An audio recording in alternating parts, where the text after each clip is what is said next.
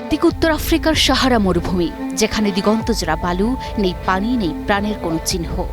আর অন্যদিকে হাজারো মাইল দূরে দক্ষিণ আমেরিকায় সবুজে মোড়া, জীবনে ভরপুর পৃথিবীর ফুসফুস বলে পরিচিত আমাজন জঙ্গল।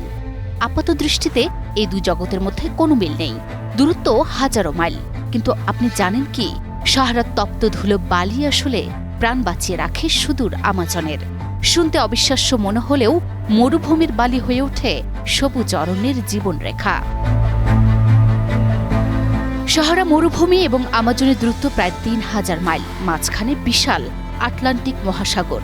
তবু এই দুই বিপরীত জগতের মধ্যে আছে এক অবাক করা অদৃশ্য সেতু। প্রকৃতির এক বিস্ময়কর সুতোয় বাঁধা এই দুই প্রান্ত। প্রতিবছর সাহারা থেকে বাতাসের ডানায় ভর করে উড়ে যায় কয়েক কোটি টন ধূলিকণা।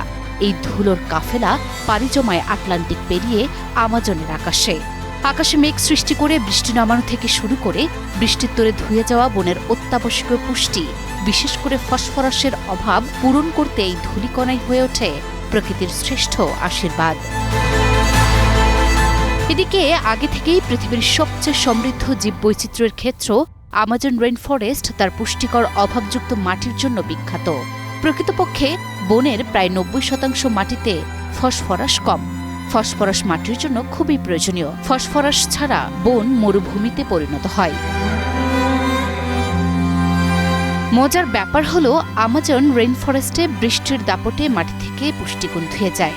সেই অভাব পূরণ করে সাহারার এই উড়ন্ত ধুলো। এই উড়ন্ত ধূলিকণায় মিশে আছে প্রচুর পরিমাণে ফসফরাস। বিজ্ঞানীদের মতে প্রতি বছর প্রায় ২২,০০০ টন ফসফরাস সাহারা থেকে উড়ে এসে আমাজনের মাটিতে মিশে যায়, যা বনটিকে সতেজ ও সবুজ রাখতে সার হিসেবে কাজ করে। গড়ে ২৭.৭ মিলিয়ন টন ধুলো সাহারা থেকে আমাজনে পৌঁছায়, যা বিশ্বের বৃহত্তম ধুলো স্থানান্তর হিসেবে বর্ণনা করা হয়েছে। প্রকৃতি যেন এখানে এক নিপুণ শিল্পী, এক জায়গায় শুষ্কতা, অন্য জায়গায় সজীবতার কারিগর। সাহারা যদি তার ধুলো না পাঠাতো, তবে আমাজনের এই বিশাল সাম্রাজ্য হয়তো আজ মরুভূমিতে পরিণত হতো। প্রকৃতির এই মহাকাব্যে সাহারা হল সেই নিঃস্বার্থ দাতা, আর আমাজন তার চিরকৃতজ্ঞ গ্রহীতা। এক প্রান্তের ধ্বংস বা পরিবর্তন অন্য প্রান্তের অস্তিত্বকে নাড়িয়ে দিতে পারে, এটাই যেন প্রমাণ করছে তারা।